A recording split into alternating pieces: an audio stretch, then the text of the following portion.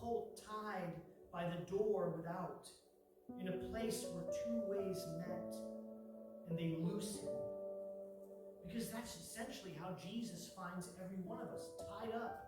We're bound by sin and shame, but we're by the door.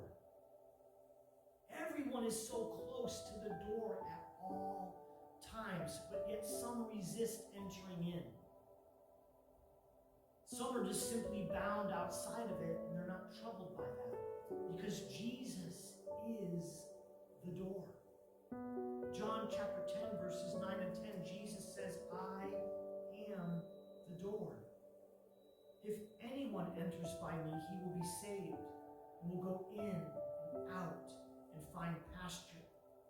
The thief does not come except to steal and to kill and to destroy. I have come that they may have life, that they may have it more abundantly. Because being by the door and still being tied up won't do us much good. There is still complete lack of mobility, and restriction is really no way for us to live abundantly. And Jesus knows this. He knows that through the door is the pasture of provision, the peace, the comfort, the protection, the care, the steadfast love of God the Father. And so Mark continues in verse 4 and says, by the door they find the colt in a place where two ways meet.